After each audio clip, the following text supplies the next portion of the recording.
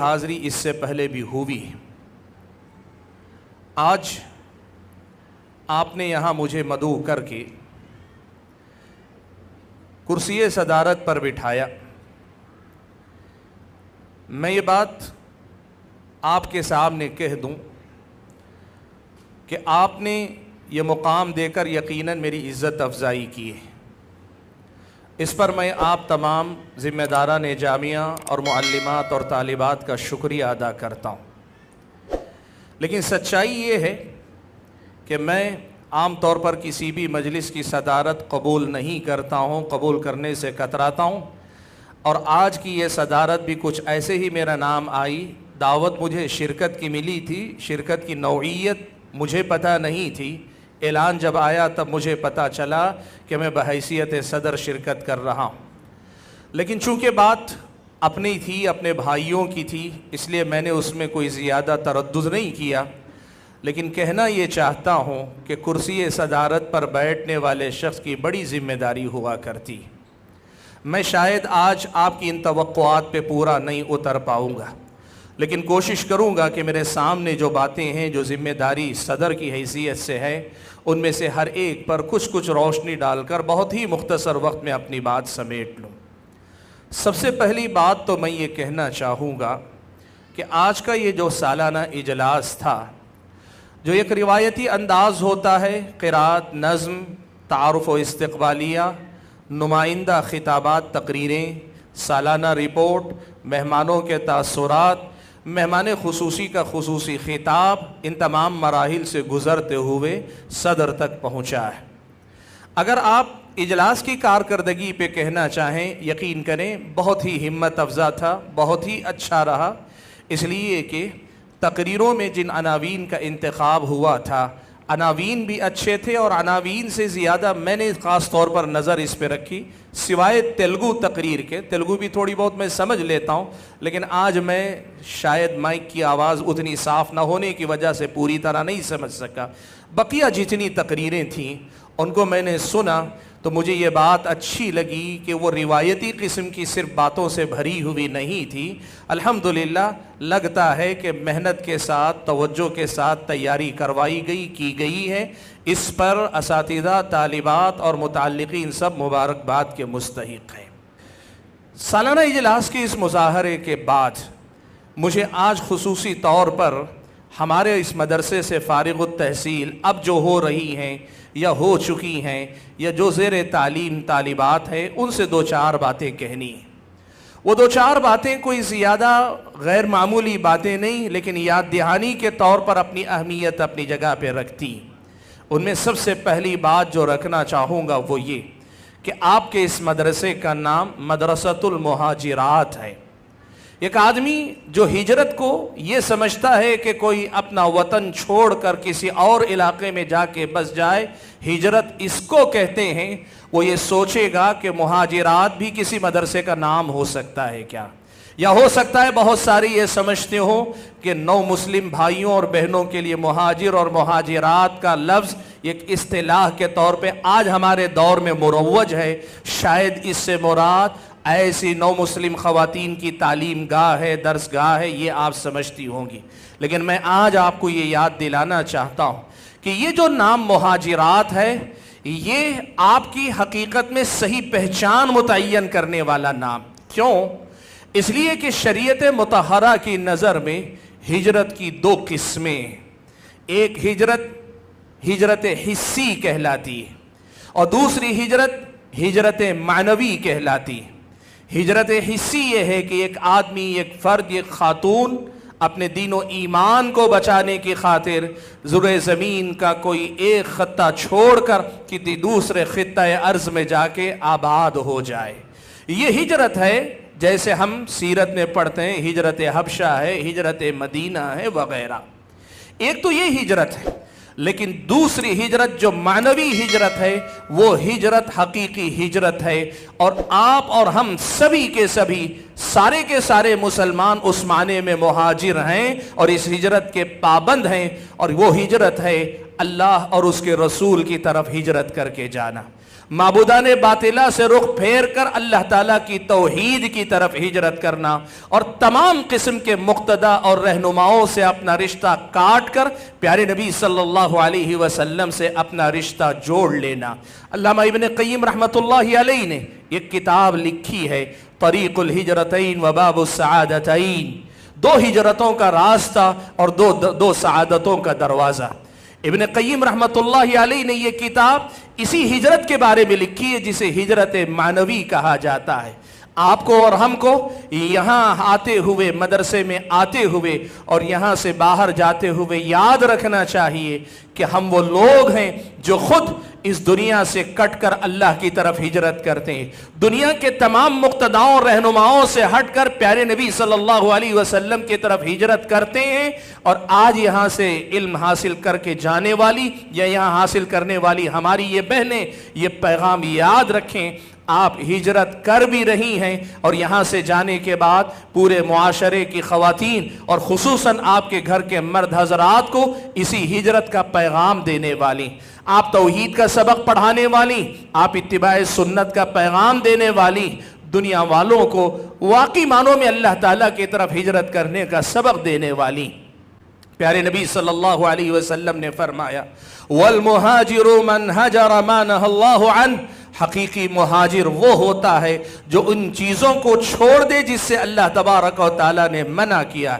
गुनाहों से नेकियों की तरफ हिजरत करना, बिदातों से सुन्नत की तरफ हिजरत करना, शिर्क से तौहीद की तरफ हिजरत करना, कुफ्र से इस्लाम की तरफ हिजरत करना, अल्लाह ताला की बगावत से अल्लाह ताला की फर्माबरदारी की तरफ हिजरत करना, दुनियावी जिंदगी को मकसद बनाकर जीने से ज़्यादा आखिरत की तरफ हिजरत करना और दुनिया की इन ज़ाइल नेमतों से जन्नत की लाजवाल नेमतों की तरफ हिजरत करना। ये सबक आप यहाँ सुबह शाम पढ़ती, यही सबक आप अपने सीने में लेकर यहाँ से जाती हैं, यही सबक आपको दुनिया को पढ़ाना है। इसी माने में आप मुहाजिरात हैं और इसी माने में ये मदरसा मदरसतुल मुहाजिरात है और इसी माने में इसे मदरसतुल मुहाजिरात होना चाहिए कि आप यहाँ से दुनिया को ये सबक सिखाएं कि दुनिया छोड़ो ताकि दुनिया तुम्हारी हो और दुनिया छोड़ो ताकि आखिरत तुम्हारी हो। प्यारे नबी सल्लल्लाहु अलैहि वसल्लम ने सिखाया ना, जो आदमी दुनिया से बेरग़बती इख्तियार करता है, अततहु दुनिया वही राग़िमा, ये दुनिया जलील होकर आपके कदमों में आएगी। और जब दुनिया छोड़कर अल्लाह की तरफ हिजरत करेंगे, अल्लाह ताला जन्नत आप तक लाएगा और आपको जन्नत तक लेकर जाएगा। मैं ये बात आज की हमारी इन बहनों को बतौर याद दहानी के कहना चाहता हूं कि दुनिया कुर्बानी चाहती है।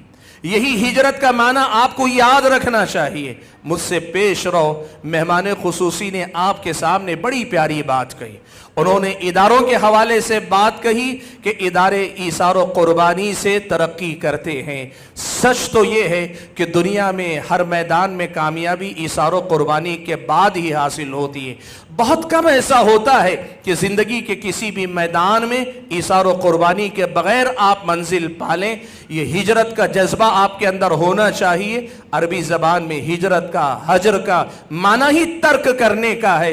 ये हौसला रखो कि जिससे मेरी दुनिया का भला न हो, जिससे मेरी आखिरत आबाद न हो, ऐसी हर चीज़ को छोड़ूंगी और जिसमें मेरा भला हो, जिससे मेरी दुनिया संवर जाए, मेरी आखिरत आबाद हो जाए, मेरी दुनिया आबाद हो जाए, मेरी आखिरत सवर हो जाए, मैं उसकी तरफ हिजरत करके जाऊंगी। ये नीयत अपने साथ लेकर आज आपने ये जो शहादत या आपने ये जो सर्टिफिकेट लिया, ये जो शहादा या सर्टिफिकेट लिया है, उसे इसी जज्बे के साथ रखें। और जब कभी आपकी नज़र उस वर्क़े पे पड़े, आपको याद आ जाना चाहिए कि आपने इसी अहद के साथ अपना नाता जोड़ा है और इसी पैगाम को लेकर आपको आगे बढ़ना है।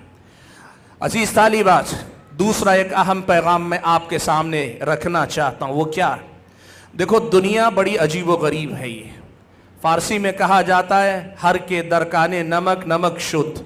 नमक की कान की एक खासियत है कि कोई भी चीज़ उसमें जाती है और ज़्यादा दिन तक वही जम जाती है तो रफ्ता रफ्ता नमक में बदल जाती है।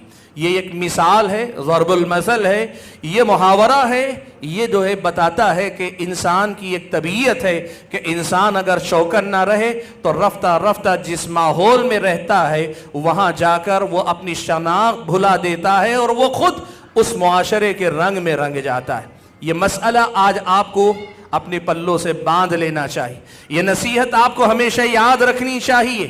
وَمَن لَا يُكْرِمْ نَفْسَهُ لَا يُكْرَمِ، جو اپنی قدر اور شناخت کی حفاظت خود نہیں کرتا، دنیا بھی اس کی وہ شناخت بھلا دیتی ہے۔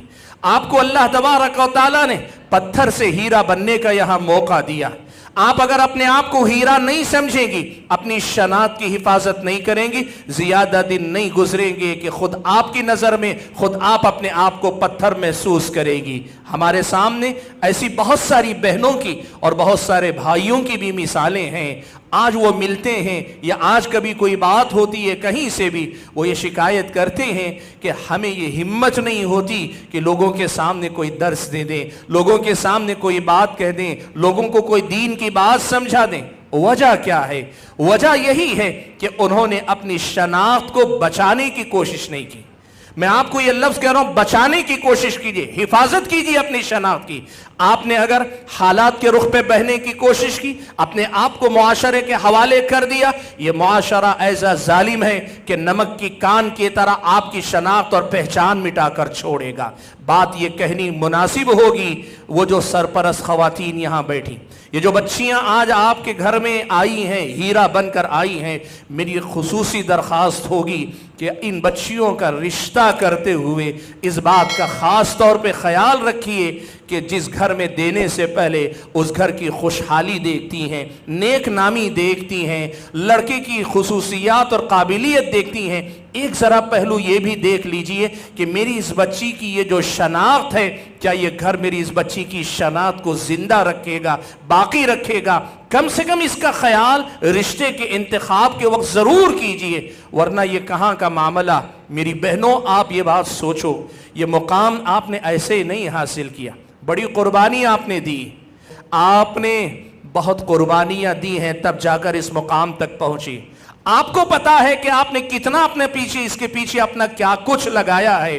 اس شناخت کو گنوا دینے کا مطلب یہ ہے کہ خود اپنے ہاتھوں اپنی قربانیوں کی ناقدری کرنا۔ اس شناخت کو بھلا دینے کا مطلب ہے خود اپنی ہاتھوں اپنی خواہشوں کا یا اپنی خوابوں کا خون کر لینا۔ یہ آپ کو سمجھنا چاہیے۔ یہ دوسری اہم نصیحت میں کرنا چاہوں گا کہ اپنی شناخت سے فرار کبھی اختیار نہ کرے۔ ایک دو باتیں ضمن ذکر کر دوں، اسی دوسری نصیحت کے ضمن میں یہ باتیں ہیں۔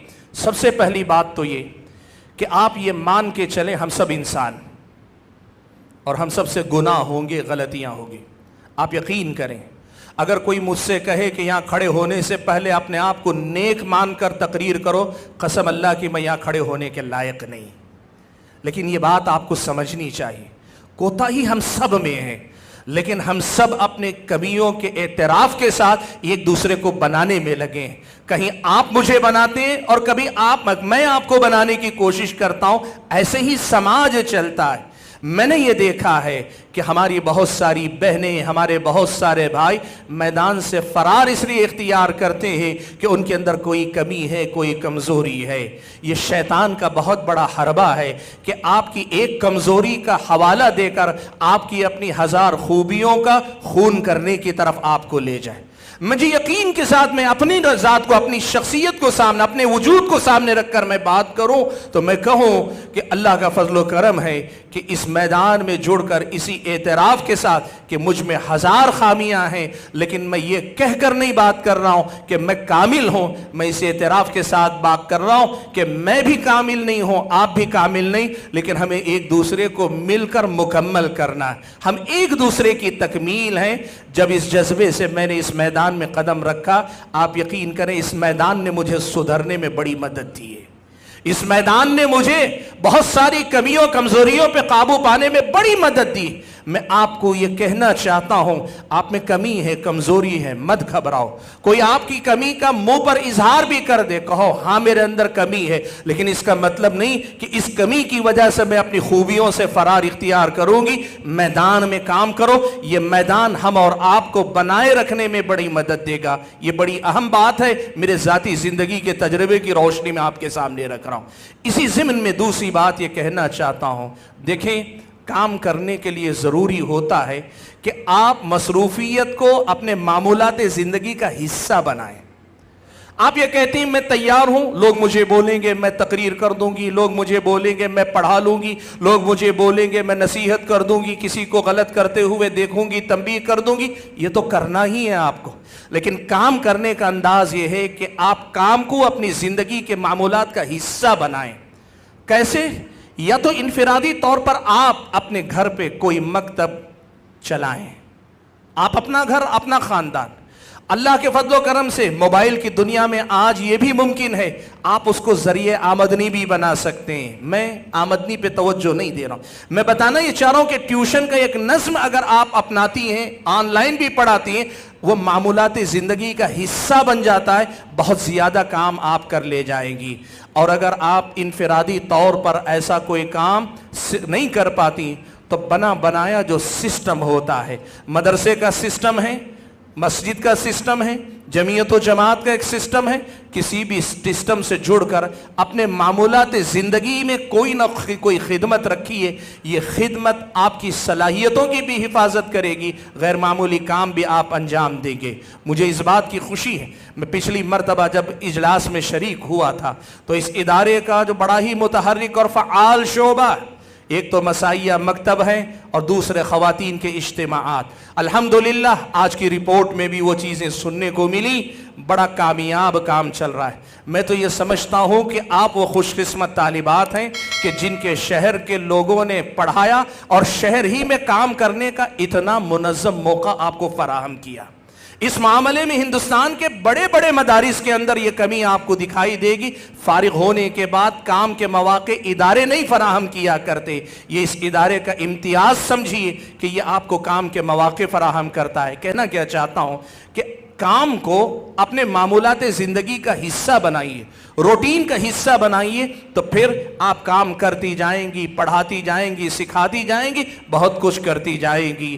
یہ طالبات سے خصوصی خطاب کی شکل میں میری یہ دوسری نصیحت تھی کہ اپنی شناخت سے فرار مت اختیار کرو، اپنی شناخت پر اللہ کا شکر ادا کرو اور فخر کرو، اس معنی میں نہیں کہ دوسروں کی تحقیر کرنی ہے، اس معنی میں کہ اللہ کی نعمت کا اعتراف ہے کہ فخر کرو کہ اللہ نے آپ کو ایک طالبہ بنایا، اللہ تعالیٰ نے آپ کو ایک عالمہ بنایا، اگر عالمیت کے شعبے سے آپ نے فراغت حاصل کی ہے۔ میں اپنی اس گفتگو کو دوسرے رخ پہ لے جانا چاہتا ہوں اپنی طالبات سے آگے بڑھ کر، اور وہ مسئلہ ہے ادارے کے اندر یہ جو محنتیں ہو رہی ہیں۔ دیکھیے اس ادارے کے چلانے والے فرد ایک ہیں، مجھے تو سن کر تعجب ہوا کہ ابھی بھی زیادہ تر یا پورا حصہ وہ اکیلا گھرانہ اٹھا رہا ہے۔ آج کے دور میں ایسی محنتیں اور کوششیں ہمت افزائی کا تقاضا کرتی ہیں۔ منہ پہ تعریف کرنا آدمی کے لیے فتنہ ہوتا ہے، لیکن کسی کی تعریف کیے بنا بھی اس کی خدمات کا اعتراف ہو سکتا ہے، اور اسی جذبے کے تحت میں آپ کو مبارکباد دیتا ہوں، اور میری یہ دعا ہے خیر کا یہ سلسلہ اللہ تعالیٰ آپ سے، آپ کے گھرانے سے ہمیشہ جوڑے رکھے، آمین۔ آخری ایک بات میں آپ تمام بستی کی جو خواتین آئی ہیں ان سے کہنا چاہتا ہوں، ان سے کرنا چاہتا ہوں، اور وہ بات یہ ہے کہ دیکھیے مدرسے بہت سارے قائم ہوتے ہیں اور ہیں، مدرسے بہت سارے قائم ہوتے ہیں اور ہیں، لیکن عام طور پہ ہوتا یہ ہے کہ مدرسوں میں ایک شعبہ ہوتا ہے تو دوسرا شعبہ نہیں ہوتا، دو ہوتے ہیں تو تیسرا شعبہ نہیں ہوتا۔ سبحان اللہ، اس ادارے کے اندر جو شعبہ جات ہیں یہ اپنے آپ میں ایک مثال ہے۔ آپ بچیوں کو ناظرہ پڑھانا چاہتے ہیں، انتظام ہے، لڑکیوں کا حفظ کروانا چاہتے ہیں، انتظام ہے، آپ اپنی بچی کو عالمہ بنانا چاہتے ہیں، انتظام ہے، آپ اسکول کالج میں پڑھانے کے بعد بچی کی دینی تربیت کے لیے مختصر مدتی کورس آپ کروانا چاہتے ہیں، انتظام ہے۔ آپ میں سے جو خواتین ऐसे घरानों से थी जहां इल्म से रिश्ता नहीं था, शादीशुदा ज़िंदगी में उम्र दराज हो चुकी हैं, अब ज़िंदगी के इस पड़ाव पे आके आप दीन सीखना चाहती, आपके लिए भी इंतज़ाम है। और इतना ही नहीं, जो मदरसे से जुड़े बग़ैर मकतब की शक्ल में अपने बच्चों को पढ़ाना चाहते हैं, इस इदारे की तरफ से मकतब का भी इंतज़ाम है। और कुछ नहीं, बहैसियत तालिब इल्म या तालिबा आप कहीं से फ़ायदा नहीं उठाना चाहती, लेकिन एक आम मुसलमान की तरह वक्तन फ़वक्तन दीनी नसीहतें सुनना चाहते हैं, उसका भी इंतज़ाम है और बड़ा शानदार और जानदार इंतज़ाम है। ये रिपोर्ट का जो हिस्सा यौमिया इज्तिमाआत का 75 मुकामात का तज़किरा और हर 15 दिन में इज्तिमाआत का जो सिलसिला और उससे जुड़ी ये जो बहनें मेहनत कर रही, मेरा अपना ख़याल है, जितनी मैंने देखी है दुनिया, ये अपनी मिसाल आप है, इसकी कोई नज़ीर मेरी मालूमात की हद तक हिंदुस्तान के किसी और शहर में नहीं। आप ख़वातीन बड़ी मुबारकबाद की मुस्तहिक़ हैं, और आप ख़वातीन जो आम ख़वातीन हैं, आपके लिए ये बात लम्हे फ़िक्रिया है कि इस इदारे ने आपकी दीनी और इल्मी ज़रूरतों को हर हैसियत से पूरा करने की कोशिश की है।